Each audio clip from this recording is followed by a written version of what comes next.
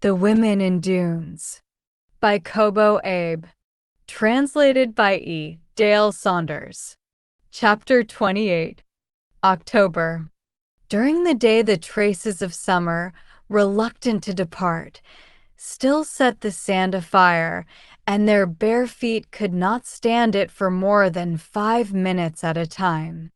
But when the sun set, the crack-ridden walls of the room let in the cold night damp, and they had to get on with the work of drying out the wet ashes in the hearth. Because of the change in temperature on windless mornings and evenings, the mist rose like a muddy river. One day he tried setting a trap to catch crows in the empty space behind the house. He named it Hope. The device was exceptionally simple. It made use of the special properties of the sand. He dug a rather deep hole, and in the bottom he buried a wooden bucket. With 3 sticks the size of matches, he propped open a cover slightly smaller than the mouth of the bucket. To each stick he tied a thin thread. The threads ran through a hole in the middle of the lid and were connected to a wire on the outside. To the end of the wire, he attached a piece of dried fish as bait, and the whole thing was carefully concealed with sand. From the outside, the only thing visible was the bait at the bottom of a sand bowl. As soon as a crow took the bait, the sticks would slip out, the lid would fall down, the sand would slide in, and the crow would be buried alive. He had made 2 or 3 trial runs. Everything worked perfectly. He could visualize the pitiful figure of the crow swallowed up by the sliding sand, without having had the time even to flap its wings. And then he would write a letter and fasten it to the crow's leg. Of course, it was all a question of luck.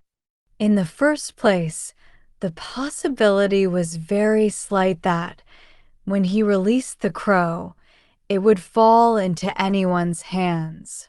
He would never know where it would fly off to. Usually, the radius of a crow's flight was very limited.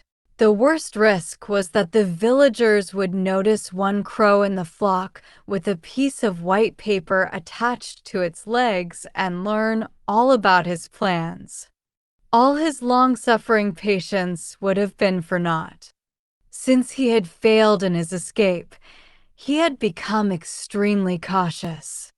He adjusted himself to the life of the hole, as if it were a kind of hibernation, concentrating his efforts on making the villagers relax their vigilance. Repetition of the same patterns, they say, provides an effective form of protective coloring. If he were to melt into a life of simple repetition, there might possibly come a time when they could be quite unconscious of him.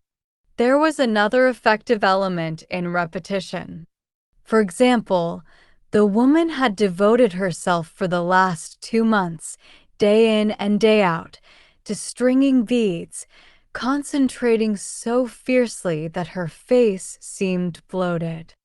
Her long needle seemed to dance as she picked up with its fine tip the metallic beads scattered in the bottom of a cardboard box. He estimated her savings to be around 2,000 yen, enough to make a down payment on a radio in another 2 weeks. There was an importance about the dancing needle that made him feel it was the center of the world. Her repetitious movements gave color to the present and a feeling of actuality. The man, not to be outdone, decided to concentrate likewise on some especially monotonous handwork. Sweeping sand from the ceiling, sifting rice, washing, such work had already become his major daily occupations. The time flew by, at least while he was at work. His invention of a small tent made of plastic to shelter them from the sand while they slept, and the device for steaming fish by burying it in hot sand, such things made time pass rather pleasantly. Since he had come back, in order not to upset himself, he had really tried to get along without reading any newspapers. After a week, he had no longer thought about reading. After a month, he almost forgot there were such things as newspapers. Once he had seen a reproduction of an engraving called Hell of Loneliness and had thought it curious. In it, a man was floating unsteadily in the air, his eyes wide with fright, and the space around him, far from being empty, was so filled with the semi-transparent shadows of dead persons that he could scarcely move. The dead, each with a different expression, were trying to push one another away, talking ceaselessly to the man. What was this hell of loneliness? He wondered. Perhaps they had misnamed it. He had thought then, but now he could understand it very well. Loneliness was an unsatisfied thirst for illusion. And so, one bit one's nails, unable to find contentment in the simple beating of one's heart.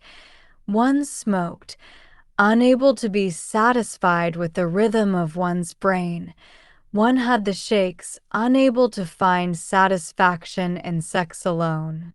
Breathing, walking, bowel movements, daily schedules, Sundays coming every 7 days, final exams after every 4 months, far from quieting him, had had the effect rather of pushing him toward a new repetition of them. Soon his cigarette smoking had increased, and he had had terrible nightmares in which he was looking for a hiding place away from the eyes of people with a woman who had dirty fingernails. And when finally he noticed that he was beginning to show toxic symptoms, he suddenly awoke to the heavens governed by an extremely simple elliptic cycle, and the sand dunes ruled by the 1/8 millimeter wavelengths. Even though he felt a certain gentle contentment in the handwork which he performed daily and in the repeated battle with the sand, his reaction was not quite masochistic. He would not find it strange if such a cure really existed. But one morning, along with the regular deliveries, he was presented with a cartoon magazine. The magazine was nothing in itself. The cover was worn and greasy with fingerprints. It must have been something they had gotten from a junkman. Yet, except for the fact that it was dirty, it was the kind of thoughtfulness the villagers were likely to display. What puzzled him was that he had rolled over in laughter at it, beating the floor and writhing as if he were having convulsions. The cartoons were exceedingly stupid. They were meaningless, vulgar sketches that had been dashed off, and had he been asked, he would never have been able to explain why they were so amusing. One was so very funny only because of the expression on the face of a horse that had fallen down, its legs broken under the weight of the big bruiser who had mounted it. How could he laugh so when he was in such a position? Shame on him. There was a limit to how far he should accommodate himself to his present plight. He had intended this accommodation to be a means, never a goal.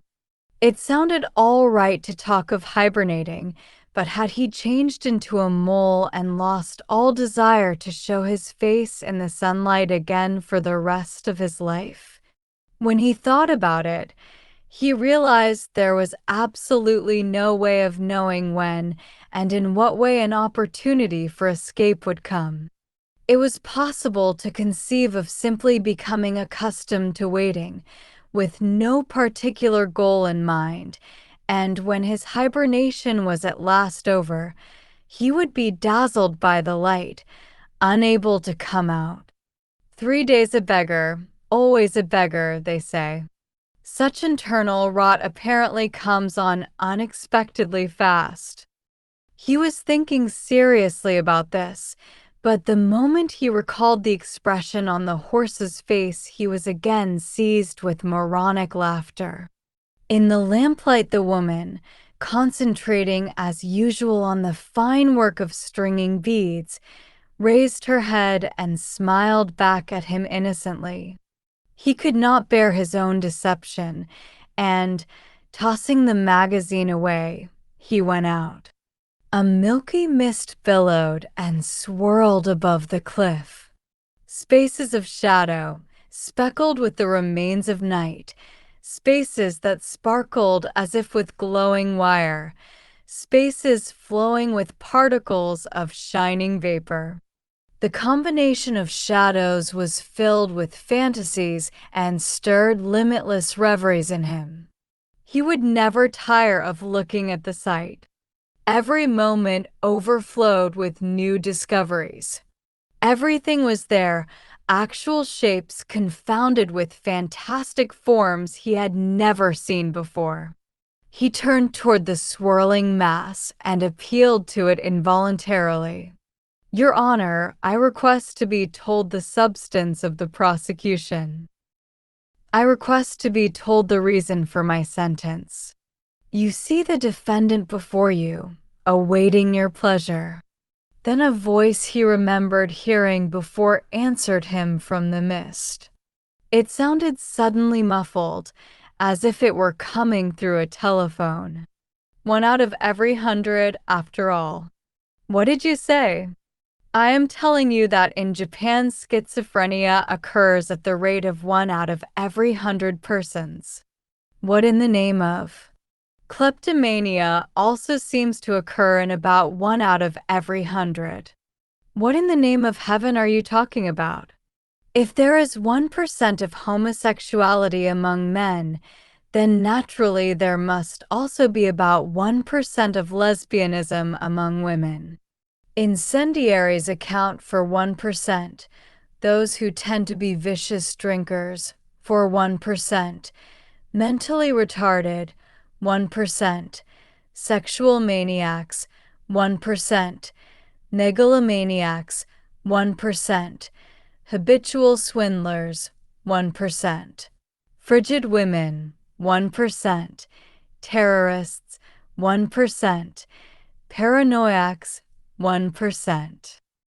I wish you'd stop talking nonsense. Well, listen to me calmly.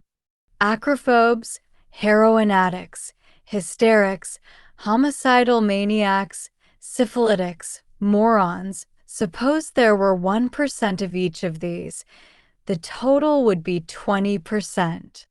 If you could enumerate 80 more abnormalities at this rate, and of course you could, there would be statistical proof that humanity is 100% abnormal. What nonsense! Abnormality would not come into being if there were no standard of normality. Come. I was just trying to defend you. Defend me. Even you will scarcely insist on your own guilt, I imagine. No, naturally. Then I wish you'd behave more obediently. No matter how exceptional your case is, there's absolutely no cause for worry. Just as people have no obligation to save a strange bird like you, they also don't have the right to judge you either. Strange bird? Why does resisting illegal detention make me a strange bird? Don't pretend you're so innocent. In Japan, a typical area of high humidity and heat, 87% of annual damage is by water. Damage by wind-blown sand, as in your case, would hardly come to 1,000th of 1% ridiculous. It would be like passing special laws against water damage in the Sahara Desert. I'm not talking about special laws. I'm talking about the suffering I went through. Illegal detention is illegal, whether it's in a desert or a bog. Oh, illegal detention. But there's no end to human greed, don't you see? You're a valuable possession for the villagers. Oh, balls. Even I have more of a reason for existence than that. You're quite sure it's all right to find fault with your beloved sand? Fault? I hear there are people in the world who, over a period of 10 years, have calculated the value of pi to several hundred decimal places. All right, I suppose they have that much reason for existence. But you took the trouble of coming to such a place as this precisely because you rejected such a reason for existence. No, that's not true. Even sand has a completely opposite face. You can use it to make casting molds. And it's also an indispensable material for setting concrete. Research is being done on improved farming by taking advantage of the fact that sand easily eliminates weeds and fungus growths. They have even experimented with changing sand into soil by using soil disintegrating enzymes. You can't talk about sand so sweepingly. Come now. What proselytism? If you change your point of view so much I won't know what to believe, will I? I don't want to die like a beggar. Well, it's 6 of one and half a dozen of the other, isn't it? The fish you don't catch is always the biggest. Damn it, who are you? But the mist billowed in and erased the other voice. Instead, 100 sheaves of light, ruler straight, slid down. His head spun, and he smothered a feeling of exhaustion which welled up in him like smoke. A crow cawed.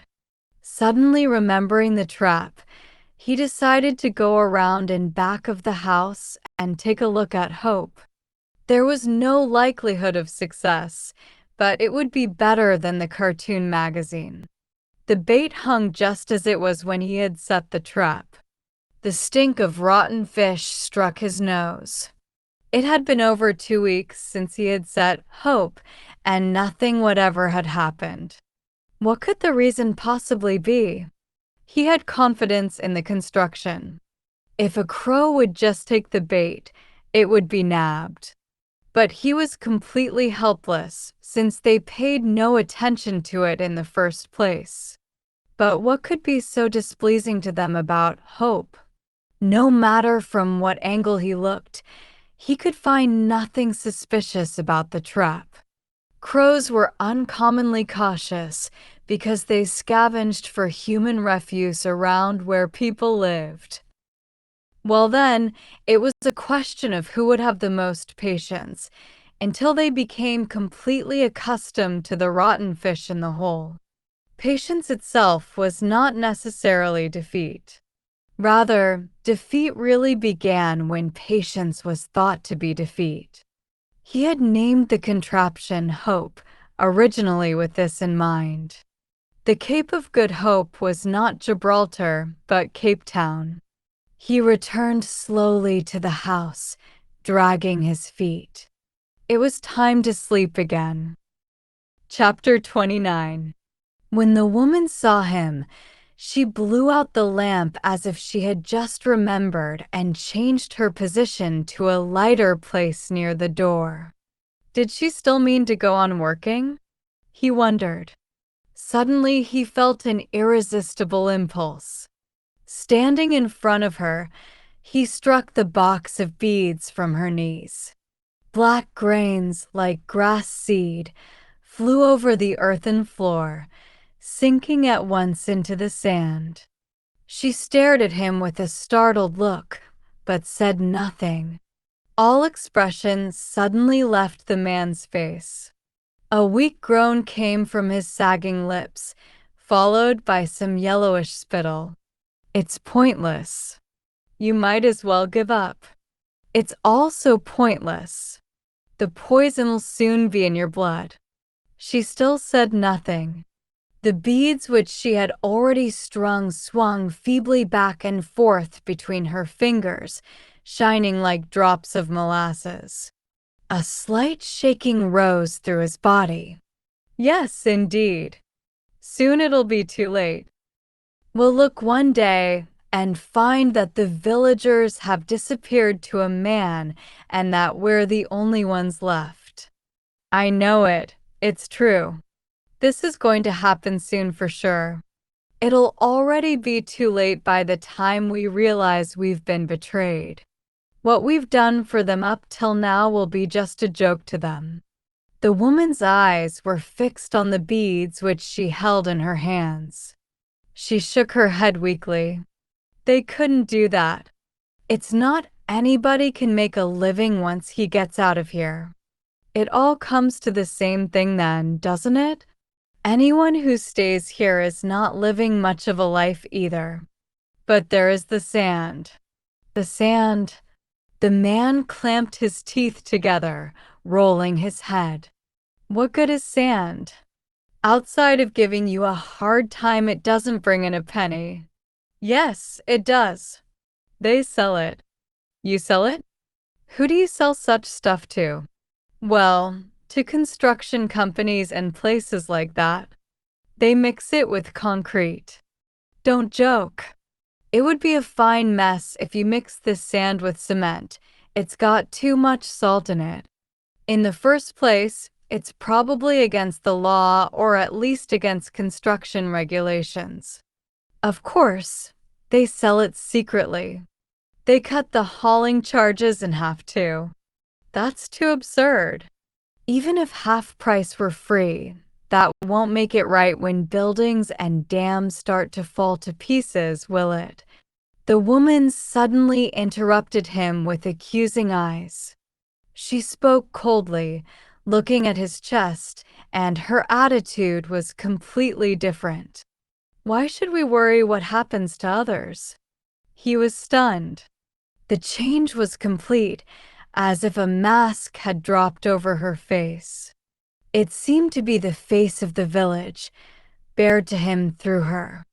Until then, the village was supposed to be on the side of the executioner.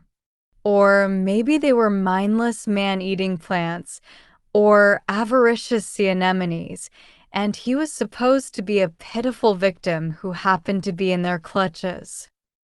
But from the standpoint of the villagers, they themselves were the ones who had been abandoned. Naturally, there was no reason why they should be under obligation to the outside world. So if it were he who caused injury, their fangs should accordingly be bared to him. It had never occurred to him to think of his relationship with the village in that light. It was natural that they should be confused and upset. But even if that were the case, and he conceded the point, it would be like throwing away his own justification. Well, maybe you don't have to worry about other people, he said, trying desperately to reestablish his position. But someone is ultimately getting a lot of money out of this sneaky business, isn't he? You don't have to lend your support to people like that. Oh no. Buying and selling the sand is done by the union. I see. But even so, with the amount of investments or stock involved, anybody who was rich enough to have boats or anything got out of here a long time ago. You and I have been treated very well. Really, they weren't unfair to us. If you think I'm lying, get them to show you their records, and you'll see right away. The man stood rooted where he was in a vague confusion and malaise. For some reason, he felt terribly downhearted. His military map, on which enemy and friendly forces were supposed to be clearly defined, was blurred with unknowns of intermediate colors like indeterminate blobs of ink. When he thought about it, he realized there was no need to get so upset over such an insignificant thing as a cartoon book. There was no one anywhere around who would have cared whether he laughed stupidly or not. His throat tightened, and he began to mutter disconnectedly. Well, yes. Yes, of course. It's true about other people's business. Then words which he did not expect came by themselves to his lips. Let's buy a pot with a plant in it sometime, shall we? He was astonished himself, but the woman's expression was even more puzzled, and so he could not back down. It's so dreary not to have anything to rest your eyes on, she answered in an uneasy voice. Shall we have a pine? A pine? I don't like pines. Anything would be better than that, even weeds. There's quite a bit of grass growing out toward the promontory.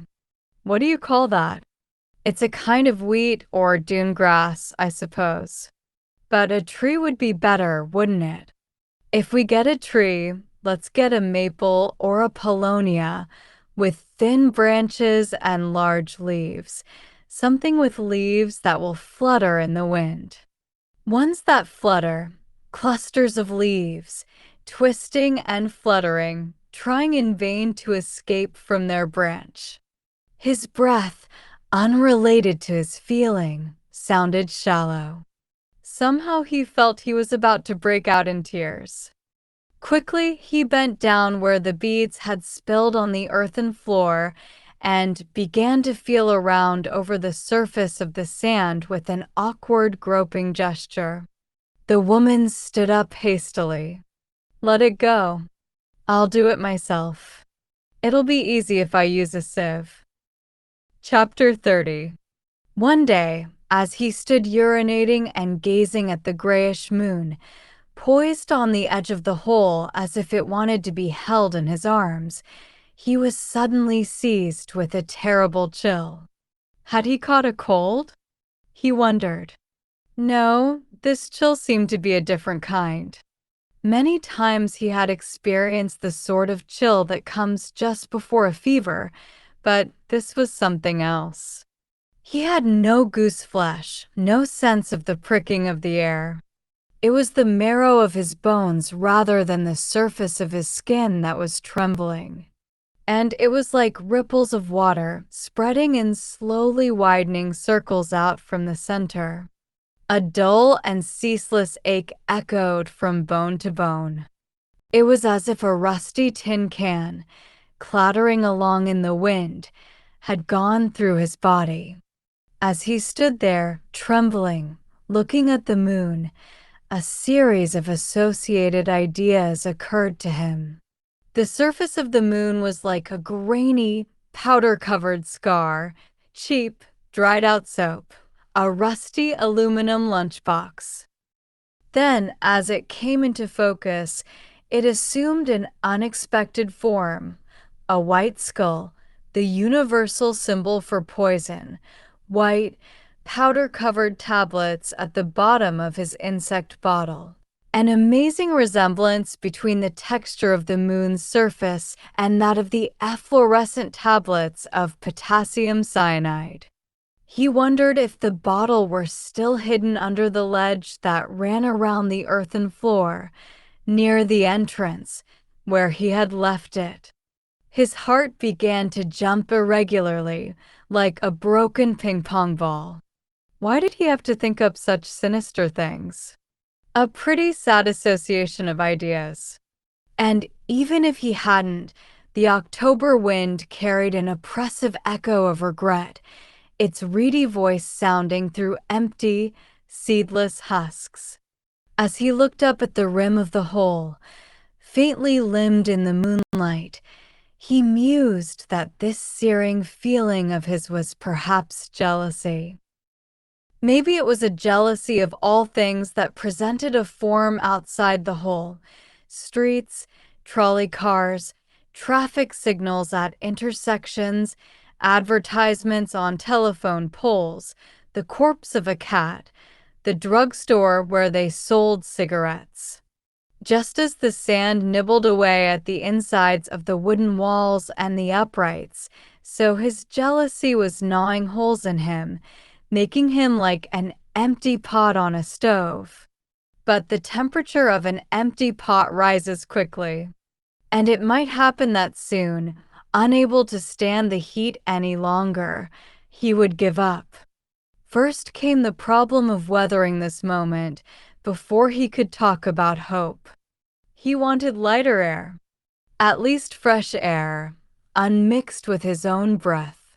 How wonderful it would be if once a day, even for a half hour, he could climb up the cliff and look out over the sea.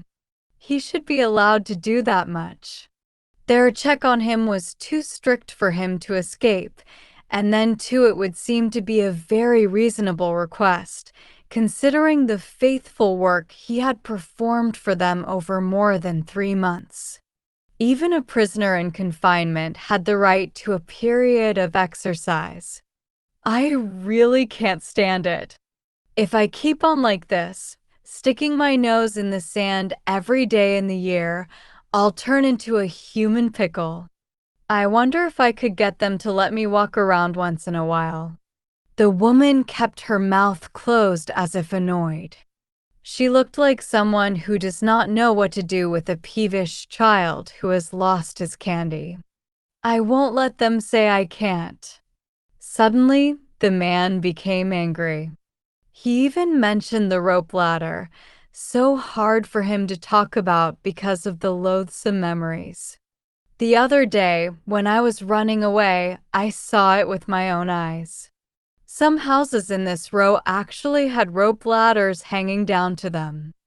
Yes, but, she said timidly as if apologizing, most of those people have been living there for generations. Well, do you mean that there's no hope for us? The woman bent her head with resignation, like a dejected dog. Even if he swallowed the potassium cyanide before her very eyes, she would probably let him go through with it without saying a word. All right, I'll try to negotiate directly with them. However, in his heart, he did not expect that such negotiations would be successful. He was quite used to being disappointed. And so, when the old man at once brought back an answer with the second gang of basket hoisters, he was surprised and bewildered. But his surprise was unimportant compared with the contents of the answer. Well, let's see, the old man said slowly and falteringly, speaking as if he were arranging his old papers in his head. It's, not, absolutely impossible to arrange. Well, this is just an example, but if the two of you came out front, with all of us watching you, and if you'd go to it, and let us see. Well, what you want is reasonable enough, so we've all decided, that it's all right. What do you mean, let you see? Well, the two of you, doing it together, that's what we mean. Around him, the gang of basket carriers suddenly broke out in a mad laughing. The man stood numbly, as if someone were strangling him, but slowly he began to understand exactly what they meant. And he began to understand that he understood. Once he had comprehended, their proposal didn't seem particularly surprising. The beam of a flashlight skimmed by his feet like some golden bird.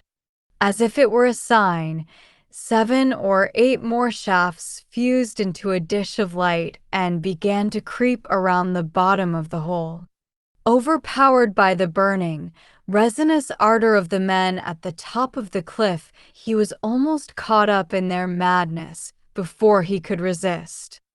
Slowly, he turned toward the woman.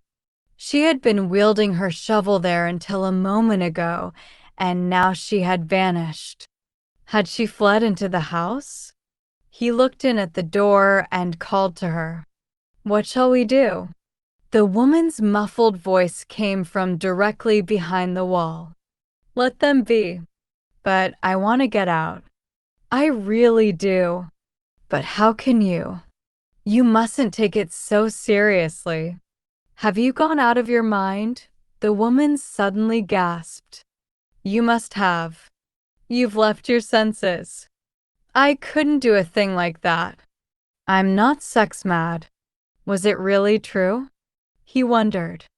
Had he gone out of his mind? He winced from the woman's vehemence. but inside him spread a kind of perverse blankness. He had been trampled this much. What difference could appearances make now? If there was something wrong from the standpoint of the one who was being watched, then there was just as much wrong from that of the ones who were watching. There was no need to distinguish between watcher and watched. There might still be some difference between them, but this little ceremony would be enough to make it vanish. And just think what he could get as a prize, ground on which he could walk where he wished. He wanted to take a deep breath with his face above the surface of this stagnant water. Sensing where the woman was, he suddenly threw his whole body upon her. Her cries and the sound of the two of them entangled, falling against the sand wall, roused an animal-like excitement and frenzy at the top of the cliff. Whistling, clapping, obscene, wordless screams. The number of watchers had grown and now included some young women among the men. And the number of flashlights whose light flooded over the doorway had increased at least 3 times. He had been successful, perhaps because he had taken her by surprise. Somehow he was able to drag her outside, holding her by the collar. She was a dead, bag-like weight. The lights, in a tight semicircle around 3 sides of the hole, were like the bonfires of some nocturnal festival. Although it was not really that hot, perspiration like a layer of flayed skin poured from his armpits, and his hair was soaked as if he had poured water over it. The cries of the onlookers were like compressed reverberations, filling the sky over his head with great black wings. He felt as if the wings were his own. He could feel the breathless villagers looking down from the top of the cliff, so clearly they could have been himself. They were a part of him. Their viscid, drooling saliva was his own desire. In his mind, he was the executioner's representative rather than the victim. The string of her trousers was unexpectedly troublesome. It was dark, and his trembling fingers seemed twice as clumsy as usual. When at last he had torn them off, he grabbed her buttocks in his 2 hands and shifted his hips under her, but at that instant she twisted her body and wrenched away. He churned through the sand as he tried to catch her, but again he was pushed back with a steel-like resistance. He grabbed her violently, entreating, "Please, please. I can't really do it anyway, just pretend." However, there was no need to grasp at her any longer. She had already lost all desire to escape.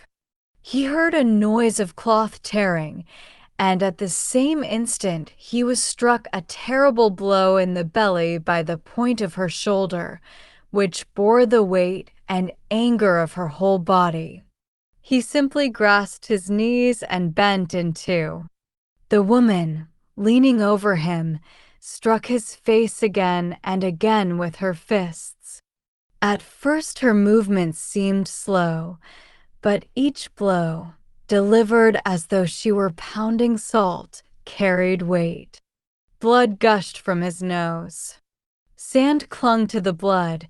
His face was a lump of earth.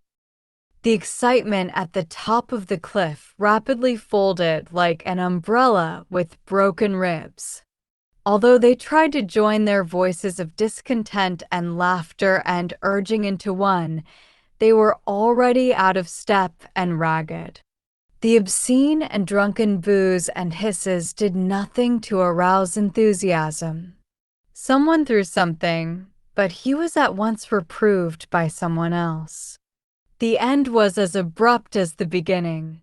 Cries urging the men back to work trailed in the distance, and the line of lights disappeared as if they had been drawn in. All that remained was the dark north wind, blowing away the last traces of excitement. But the man, beaten and covered with sand, vaguely thought that everything, after all, had gone as it was written it should. The idea was in a corner of his consciousness, like a sodden undergarment, where only the beating of his heart was painfully clear. The woman's arms, hot as fire, were under his armpits, and the odor of her body was a thorn piercing his nose. He abandoned himself to her hands as if he were a smooth, flat stone in a riverbed. It seemed that what remained of him had turned into a liquid and melted into her body. Chapter 31. Monotonous weeks of sand and night had gone by. Hope, as before, lay neglected by the crows, and the bait of dried fish had become not even that. Although spurned by the crows, it had not been spurned by the bacteria. One morning, when he felt the end of the stick, he found that only the skin remained. The fish had turned into a black, almost liquid pulp. As he was changing the bait, he decided at the same time to check on the contraption. He scraped away the sand and opened the cover. He was thunderstruck. Water had collected at the bottom of the bucket. There were only about 4 inches, but it was more clear by far, indeed it was almost pure, than the water with the metallic film which was delivered to them daily. Had it rained some time recently? He wondered. No, not for a half-month at least. If that were true, then could it be the rain that was left from a half-month ago? He would like to think so, but what puzzled him was that he knew the bucket leaked. And when he raised it up, as he had expected, water at once began to fall from the bottom. At that depth there could be no underground spring, and he was obliged to recognize that the escaping water was being constantly replenished from somewhere. At least, that must be theoretically so. But wherever could the replenishment come from in the midst of this parched sand? He could scarcely contain his gradually rising excitement. There was only one answer he could think of. That was the capillary action of the sand.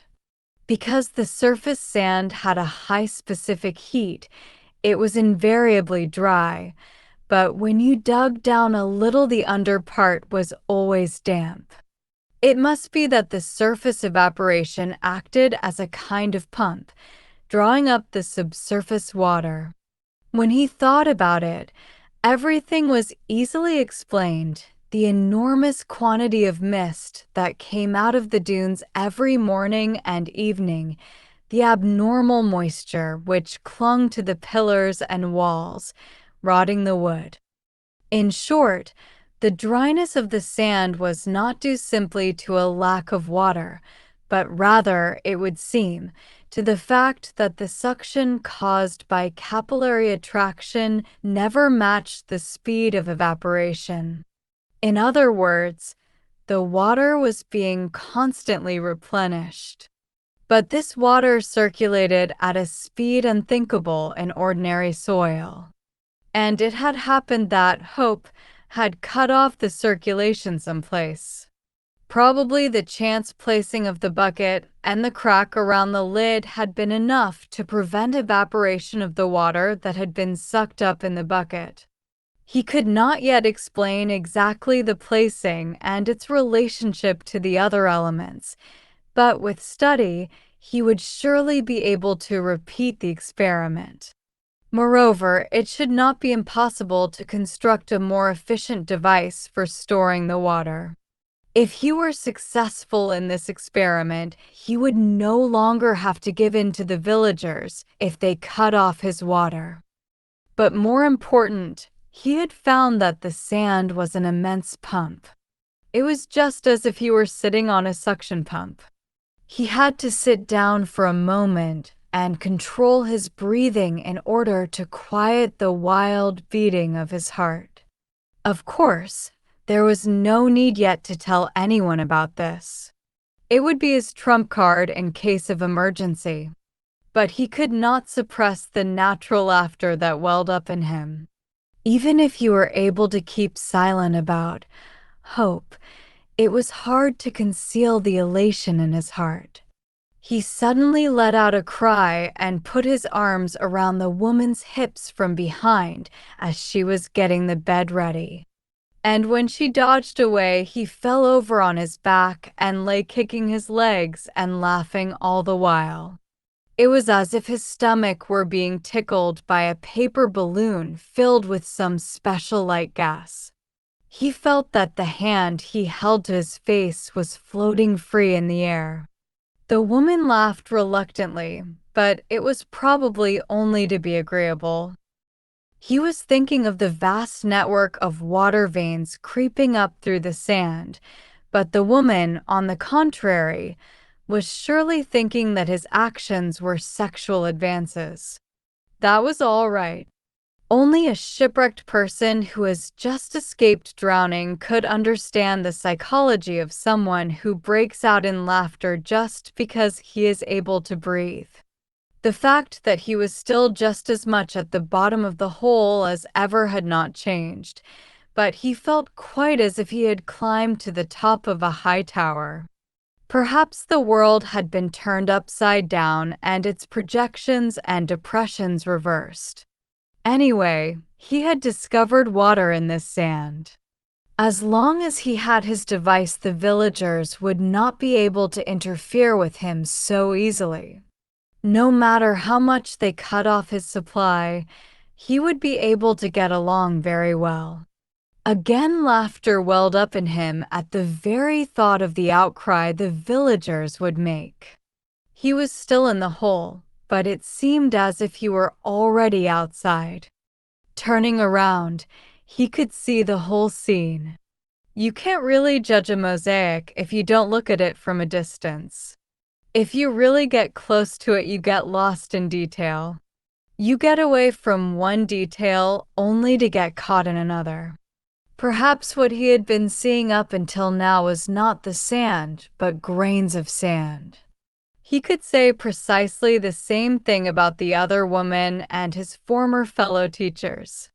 He had been concerned up until now only with curiously exaggerated details, nostrils in a thick nose, wrinkled lips or smooth, thin lips, spatulate fingers or pointed fingers, flecked eyes, a string of warts under a collarbone, violet veins running over a breast. If he looked very closely at those parts alone, he would feel like vomiting. But to eyes with magnifying lenses, everything seemed tiny and insect-like. The little ones crawling around over there were his colleagues having a cup of tea in the faculty room. The one in this corner was the other woman, naked, on a dampish bed, her eyes half closed, motionless although the ash of her cigarette was about to fall. Moreover, he felt, without the slightest jealousy, that the little insects were like cookie molds.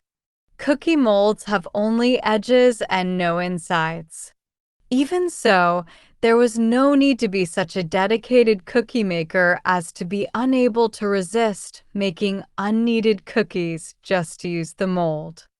If the chance occurred for him to renew his relationship with them, he would have to start all over again from the very beginning.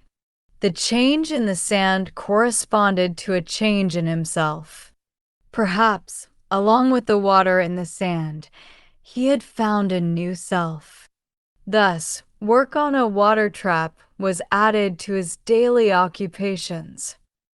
Figures and diagrams began to accumulate: the place to bury the bucket, the shape of the bucket, the relationship between daylight hours and the rate of water accumulation, the influence of temperature and barometric pressure on the efficiency of the apparatus.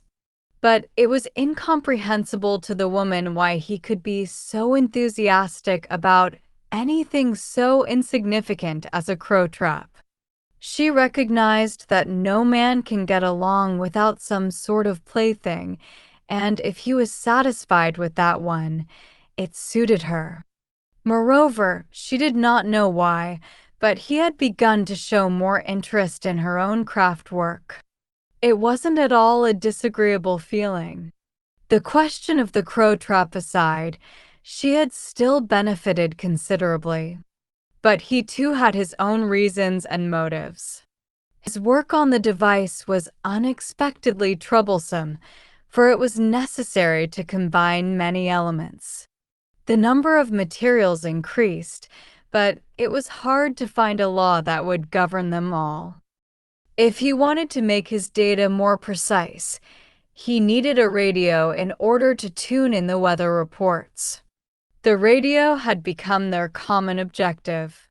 At the beginning of November, he had recorded the daily intake of water at 1 gallon, but after that the quantity began to fall off every day.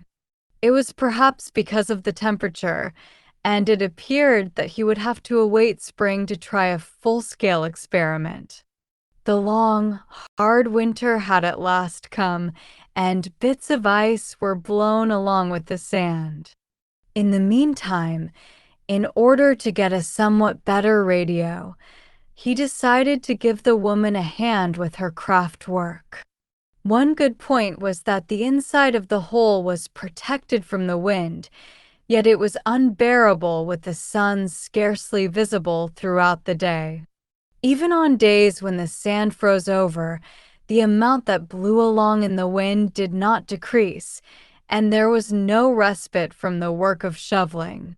Many times the chilblains on his fingers broke and began to bleed.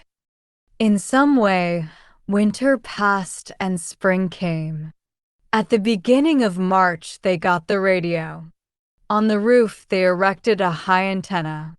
The woman joyfully and repeatedly voiced her wonder, turning the dial left and right for half a day. At the end of that month, she found herself pregnant. 2 more months went by. Large white birds kept flying over from east to west for 3 days in succession, and on the following day the lower part of her body was covered with blood, and she complained of violent pain. One of the villagers, who was said to have a veterinarian among her relatives, diagnosed it as an extrauterine pregnancy, and it was decided to take her to the hospital in the city in the 3-wheeled truck. The man sat with her as they waited for the truck to come, letting her hold one of his hands, while with the other he kept rubbing her belly. Finally, the 3-wheeler stopped at the top of the cliff. A rope ladder was let down for the first time in a half-year, and the woman, wrapped in her blankets as in a cocoon, was hauled up by rope. She looked at him beseechingly with eyes almost blinded by tears and mucus until she could see him no longer. The man looked away as if he did not see her. Even though she had been taken away, the rope ladder remained as it was. He hesitantly reached out and touched it with his fingertips. After making sure it would not vanish, he slowly began to climb up. The sky was a dirty yellow. His arms and legs felt heavy, as if he had just come out of water. This was the long-awaited rope ladder. The wind seemed to snatch the breath from his mouth. Circling around the edge of the hole, he climbed to a spot where he could view the sea. The sea, too, was a dirty yellow. He breathed deeply, but the air only irritated his throat, and it did not taste as he had expected. He turned around. A cloud of sand rose on the outskirts of the village. It was probably the 3-wheeler with the woman, he thought. Oh, yes, maybe he should have told her the real significance of the trap. Something moved at the bottom of the hole. It was his own shadow. Just near it stood the water trap. One part of the framework had come loose. Perhaps someone had accidentally stepped on it when they had come to take the woman out. He hastened back down the ladder to repair it. The water, as his calculations had led him to expect, had risen to the 4th mark. The damage did not appear to be too great. In the house, someone was singing in a rasping voice on the radio. He tried to stifle the sobbing that seemed about to burst from him. He plunged his hands into the bucket. The water was piercingly cold. He sank down on his knees and remained inert, his hands still in the water. There was no particular need to hurry about escaping. On the two-way ticket he held in his hand now, the destination and time of departure were blanks for him to fill in as he wished. In addition, he realized that he was bursting with a desire to talk to someone about the water trap. And if he wanted to talk about it, there wouldn't be better listeners than the villagers. He would end by telling someone, if not today, then tomorrow. He might as well put off his escape until sometime after that. Notification of missing persons. Name of person, Nikki Jumpy. Date of birth, March 7th, 1924. In view of the fact that a notice of missing person has been filed by Nikki Shino, mother, notification of the existence of the missing party should be made to this court by September 21st, 1962. In the event of no further report, the said person will be pronounced missing. Anyone knowing anything about the person in question is requested to report to this court by the above date. February 18th, 1962. Court of Domestic Relations. Judgment. Claimant, Nikki Shino. Missing person, Nikki Jumpy. Date of birth, March 7th, 1924. A declaration of disappearance concerning the above-mentioned party having been filed, the procedure of public notice having been fulfilled, and the unascertainability of either the existence or the death of the person in question from August 18th, 1955, for 7 years hence, having been recognized, the following decision has been handed down. Decision. Nikki Jumpy is hereby declared missing. October 5th, 1962. Court of Domestic Relations.